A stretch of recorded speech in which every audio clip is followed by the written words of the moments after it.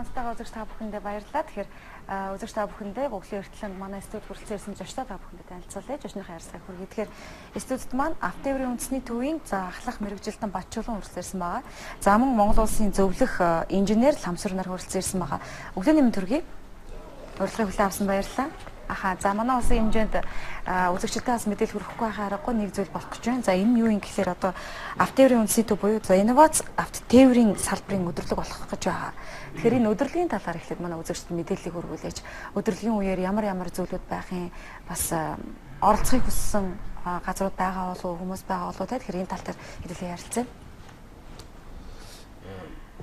Ер нь бол орчин үед одоо сүүлийн үед энэ мэдлэгийн 900 ирж байгаатай болгогдуулаад энэ шинжлэх ухааны ололт амжилтыг эдийн засгийн өргөж ашигтай юм бүтээгдэхүүн болгоход чиглэсэн инновацийн үйл ажиллагаа төрчмөдөө хөгжиж байна л да. Энэ талаар манай улс одоо 2012 онд инновацийн үйл ажиллагааг зохицуулж өгсөн юм хууль баталсан байж байгаа. Тийм. Манай Автоеврын салбарт бол бид инновац Автоеврын салбарт нэртэй юм өдөрлөгийн арга хэмжээг 12 дугаар сарын 15-ны өдөр зохион байгуулахаар ажиллаж байна. За энэ өдөрлөгийг бол одоо зам тээвэр хөгжлийн яам, Автоеврын залуучуудын холбоо хамтран ерөнхий зохион байгуулагчаар ажиллаж байна. За ингээд энэ өдөрлөгийн хүрээнд бол одоо Монголын үндэсний худалдаа аж үйлдвэрийн танхим дээр одоо 12 сарын 15-нд үзэсгэлэн болно. За мөн инновацийн чиглэлээр одоо энэ семинар ярих хэмжээ болно. Ер нь энэ өдөрлөхөөр бид нар бол энэ Автоеврын салбарт одоо энэ үүсэж байгаа энэ хувийн хвшил болон энэ одоо төр хувийн хвшлийн байгууллагуудад иргэд одоо хуваарь энэ янз бүрийн одоо энэ Автоеврын салбарт хамаарх утсан инновацийн бүтээлүүд хийгээд байгаа. Тэрийг бол одоогор зөвхөн олон нийтийн сүлжээгээр мэдээлэгч гэдэг юм уу. Ийм л орчинд байгаа. Бид энэ өдөрлөгийн үр дүнгээр бол энэ үүсэж байгаа инновацийн бүтээлүүдийг одоо хэрхэн одоо эдийн засгийн эргэлтэнд оруулах уу тийм ээ. Санхүүжүүлэх боломж гарцууд юу байх вэ? За Автоеврын асуудал хэрэгсэн төрийн захиргааны төв байгууллагууд цаашид энэ төрийн бодлогын хүрээнд инновацийг одоо хэрхэн дэмжих үү гэдэг ийм одоо цаашид ийм хамтын ажиллагааны одоо асуудлуудыг тодорхой шийдвэрлэх. Ер нь энэ нийгэмд энэ одоо бүтээлч сэтгэхийг хөгжүүлэх ийм зорилгоор энэ өдөрлөгийг зохион байгуулж байна. Өдөрлөг зохион байгуулах гол зорилго бол маш чухал юм байна шүү дээ. Ерөнхийдөө манай улсын хэмжээнд хэддэг жилдээ яг энэ өдөрлөг зохион байгуулагдаж байгаа анх удаа юм. За энэ өдөрлөгийн инновац Автоеврын салбарт өдөрлөг маань одоо анх удаа гэж хэлэх тус боломжгүй. Ер нь бол одоо инновац гэдэг нэр томьёогоор яриад байгаа. Урд нь бол өмнө бидний өмнөх үеийнхэн бол энэ одоо ШПОС буюу шинэ бүтээл оновчтой санал гэдэг нэрээр одоо нэршээ сурчсан байж байгаа. Тэгээ энэ талаар одоо манай Ламсвар ах илүү сайн. Ламсваргай ярина. Хэдэн жилийн өмнөх асуудал болж таарч байна. Одоо яг энэ шинэ бүтээл гэдэг нэрээрээ тий одоо л инновац гэдэг нэрээр байгаа өдөрлөг зохион байгуулж байгаа гэж байна. Ер нь бол Автоеврын салбар бол 1925 онд анхаарч байгуулагдсан. Тэрнээс хойш бол ерөөсөө манай тээвэрчид машин техникийн өөрчлөлт хийдэнгийн солих сэргээх тэр үед сэлбэгийн ховор байсан. Тэгэл өөрийнхөө хэмжээнд одоо юмнуудаа хийдэг засдаг. Энэ бол тэр үед одоо манайхан юу гэж ярьдаг байсан гэвэл монголчилж хийдгээ гэсэн юм яриа байдаг гэсэн. Тийм монголчилж одоо ер нь энийг л ингээд болохгүй бол монголчилж хийгээд ингээд засаад явждаг гэсэн юм байна. Тэгээд ер нь 60 хэдэн оноос 50 60 хэдэн оноос л одоо энэ шинэ бүтээл оновтой санал гэдэг юм явсан. Нийтдээ 8 удаа шинэ бүтээл оновтой саналын улсын үзэгсэн зохион байгуулж ирсэн. Шинжлэх ухааны техникийн улсын хороо Монголын шинэ саналчдын нийгэмлэгийн хамтарсан тийм үзлэг. Тэгээд ер нь бол манай тээврийн салбарт шинэ бүтээл оновтой саналын одоо хариуцсан одоо тусгай хүмүүс одоо яамд ажилладаг байсан. Тэр одоо бүртгэлийн жагсаалтыг үзэх юм бол нэг 8400 орчим шинэ бүтээл оновтой саналын материал яамд бүртгэгдсэн байдгийг.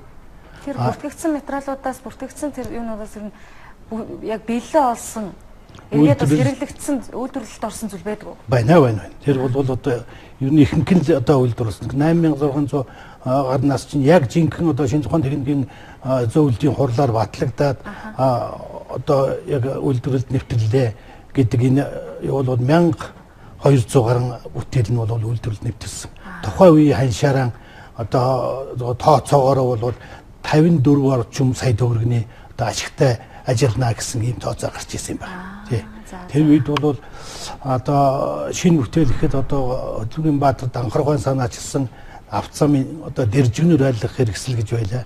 Тэнийг бол зөвөр ер нь бол манай эрдэм шинжилгээний институтын тэр туршиж янз янзаар үзсэн үнэхээр үр дүнтэй болж байна гэдгийг яагаад шинэ бүтээлээр батлагдсан байдаг.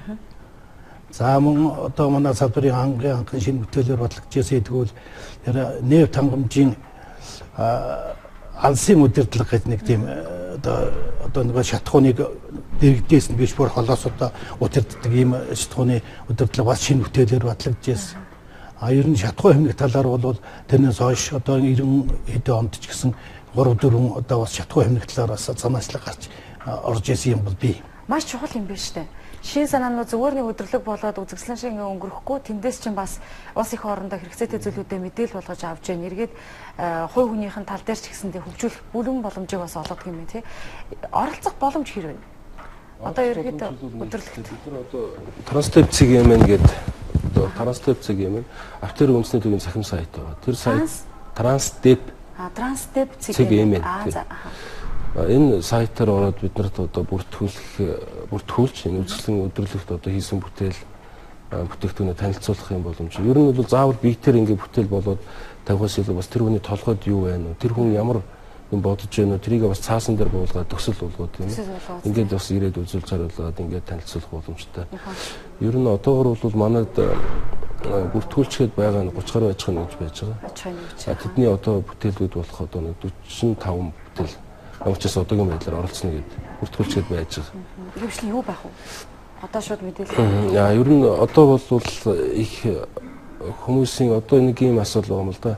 Замын хөдөлгөөний аюулгүй байдлыг бууруулах чиглэлээр бол энэ засгийн газрын замын хөдөлгөөний аюулгүй байдлыг бууруулах үндэсний стратеги гэдэг бодлого баримтж гарсан байж байгаа.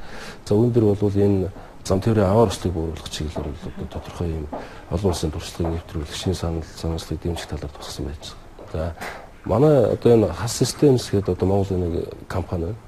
За энэ инженер залуучууд нөгөө автомашины их гэрлийг холын гэрлийг нөгөө ойрын гэрэл рүү автоматар шилжүүлдэг төхөөрөмж хийсэн гэж байна. Хөдөө орон нутгийн замд бол жолооч нар бол холын гэрлийг шилжүүлэхгүй одоо зөөрж өнгөрч эсрэг одоо урсгалын машинд бол гялуулдаг гэдэг гэж байгаа. Энэ өндөрлөлтөй нөхцөл байдлаас үүдэж ер нь зам тээврийн аваар ослын хэмжээр гардаг. Тэгэхээр энийг бол жолооч туслах систем буюу жолоочийн оролцоогүйгээр өөдөөс ирж яваа 150 м-ийн цаана ирж яваа автомашины гэрлийг мэдрээд тэгээд өөрийн одоо автомашиныхаа гэрлийг ойр дээр нь шилжүүлдэг. Зөрж өнгөртөл нь ойр дээр явждаг. Энэ мэдчлээ ер нь бол ингээд энэ ер нь бол энийг би яагаад ярьж байгаа гэхээр энэ нөгөө нэг түрүүний ярьдаг замын хөдөлгөөний аюулгүй байдлыг бууруулахын төрлийн төр засгийн бодлогууд байж байгаа. Энийг бууруулахад бол энэ их ач холбогдолтой юм байж байгаа. Шин санаанууд. Энэ өөрөөр шөнө орон цагт бол өдөр нутгийн замд зам тээврийн бас нэлээдгүй хувь нь эзэлж байгаа. Аваар ослын. Тэгээ энэ нь бол өөр үндсэн шалтгаан нь юу болж байгаа гэхээр энэ нөгөө гэрлийн тусгалыг шилжүүлдэг үү? Их олоорыг шилжүүлдэг үү? Нэг юм. Дээрэс нь бас одоо манай автэрийн үндэсний төвийн инженеруудын одоо энэ судлаад олон улсад судалсан бүтээгдэхүүн бас орж байгаа. Тэгээ энэ юу гэхээр одоо манай улс бол одоо замын хөдөлгөөний баруун гарын дөрөвтэй улсууд. Гэтэл одоо манайд одоо орж ирж байгаа автомашины одоо замын хөдөлгөөнд орж байгаа машины ер нь 50-аас илүү хувь зүүн гарын дөрөвд нийцсэн баруун талтай жолооны үйлдэлтэй ийм автомашинууд байж байгаа.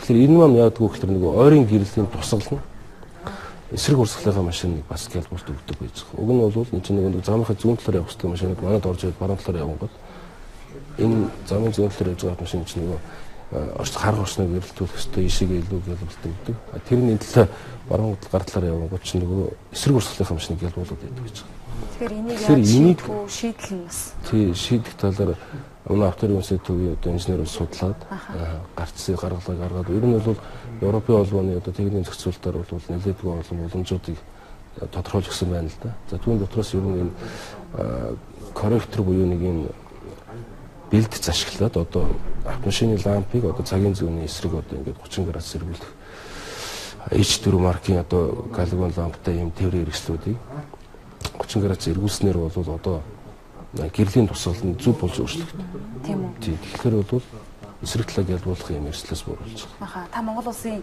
зөвлөх инженерийн хувьд ерөнхийдөө энэ боломжтой юу? Энэс гарах шийдэл нь юу вэ? Ер нь бол бид нар энийг бас олон жилийн өмнө туршиж байсан. Ер нь бол болно гэдгийг бол юу болсон. Манай залуучууд бол тэрнийг хийсэн. Бид нар хийснийхэн дараа бас туршиж үзсэн. Үнэхээр болцоо одоо гэрлийн тэр хөдөлгөөний одоо сөрөг хөдөлгөөнд оролцож байгаа хүнд бол гэрэл тусах нь бол хамаагүй одоо багассан. Тэр одоо 150 метрийн цаана ойртоод ирэхэд гэрлийн автоматар шилжүүлчихэж байгаа учраас гэрэл цогцолдож одоо ослоор гарах тоон бол арилсангүй багаснаа гэсэн. 1990-ад оны хүртэлх за хамгийн сүүлд бас яг энэ өдөрлөг маань зохион байгуулагдчихсан гэж би ойлгоод байна л да. Зөв үү? 88 онд Ишбос улсын үзэсгэлэн гэж хамгийн сүүлд зохион байгуулсан байна. Хамгийн сүүлд зохион байгуулагдсан. Одоос баг 30-аад жилийн өмнөх юм уу? Тийм 30-аад жилийн өмнөх юм байна тий. За тэгээд тэр үед шин санаа сэтлүүд ороод бэлэн болсон зүйлүүд байна гэж та ярьж байсан тий. Тэрнээсээ бас дахиад дэлгэрүүлээд ярих юм бол жишээ нь 90-ад онд ямар шийдвэр гарч ирсэн юм? Ер нь бол одоо яг шинэ тухайн техникийн улсын хороогоор манай салбараас орсон бүтээлүүдээс 420 гаруй бүтээл одоо шинэ санаачлага одоо оновчтой санал тэргуун туршлага гэдэг оновчтой санал шинэ бүтээл гэдэг одоо юугаар батлагдж байсан. Тэндээс бол одоо дорнотын авто засварын газрын засварчин төрийн шагналт ламцуу гэж хүн бол нийтдээ 110 гаруй одоо оновчтой санал гаргаж 90 гаруй хувийн үйлдвэрлэлд нэвтрүүлсэн. Тэр нь юу байх вэ? Одоо бид нар өнөөдөр авто засварын газрын одоо технологиг тэр чигээр нь өөр одоо тэнд шаардлагатай бүх тоног төхөөрөмжүүд машиныг одоо мотор задлалтаа өгсөрдгөөс өсвөлөөл одоо тэр машиныг засахад бүхэл технологи бол одоо хуучин шинэ одоо үйлдвэр байгуулахад чинь зүгээр л одоо нэг машин барайл дотор нь орно шүү дээ. Тэр засварын газарт шаардлагатай бүх тоног төхөөрөмжүүдийг хийсэн. Тэр юу одоо хийсэн зүйлээр одоо төр засаг хүнж одоо сөвж угаад энэ ламцууга төрийн шагнал олгож ирсэн. Хүртчихсэн юм байна. Тэрнээс хойш одоо Сүхбаатар аймгийн тээврүүд газрын засварчин Сэвгжүү гэж бас төрийн шагнал авсан байгаа. Энэ автомашины механик татлаг гэж одоо бид нэр ярьдаг юм. Тэр татлагыг одоо анхан санаачсан хүн бас тэр бүтээл нь бол одоо Монгол улсад байгаа одоо ачааны машин бүгд тэр татлагыг хийсэн. Тэрнээс гадна тэр хүний хийсэн тэр санаачлагыг зүгээр хэлбэр хийсэн жаахан өөрчлөөд одоо автомашин үйлдвэрлэдэг том ачааны машин үйлдвэрлэдэг газрууд бол тэрнийг бас дуурайгаад хийцсэн байгаа. Олон улсын одоо хэмжээнд тэр манай тэр зөвжгөн санаачсан юмыг одоо дуурайгаад хийсэн. Манай Монгол улсын за автоеврийн салбар тэр тусмаа тэр дотор ажиллаж байгаа авто инженерүүд маань гадны улс оронд бас өсөлтгөөс хэмжээний боловсралтай байгаа болов гэж бодож байна. Энэ өдөрлөгөөр бас харагдах болов. Энэ тал дээр бас.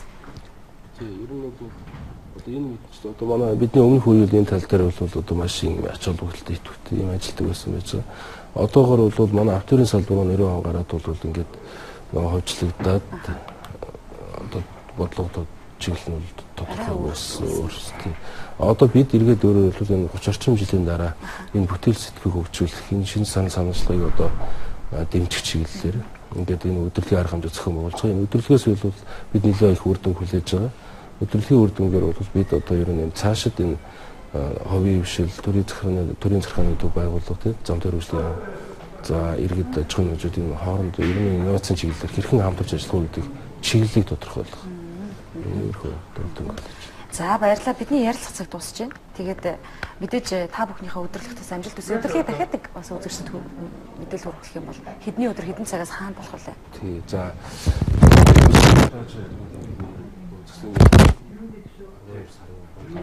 10 цагаас өглөө 10 цагаас эхлэх юм. үзэсгэлэн маань 2 үе шаттай.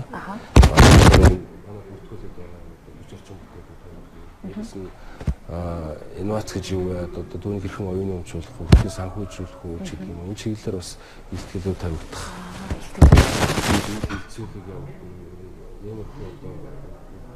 Ийм одоо үйлс болоо. Орцсон хүссэн аж ахуйн нэгжүүд маань ямар хаягаар гэлээ та хэлээдсэн онлайн. Тий, Транстеп цэг эмэн гэдэг одоо манай автоеврийн үндэсний төвийн захин маяг байна. За. Тий, энэ хаягаар одоо манай оролцсон хүссэн иргэд аж ахуйн нэгжүүд ишээ бүртгүүлж болно. Тэр 15-ны өдөр чөлөөтэй ирээд үзэж болно. Чөлөөтэй ирж үзэж болох нэ. За та бүхнийхээ ажилд амжилт хүсье. Өглөө эртлээ ирж манай үзэгчдээс мэдээлэл хүргэсэнд Монгол орон даяар шууд бидний ярилцлага хүрлээ. Цаашдынхаа ажилд бас дахин амжилт хүсье. За баярлалаа.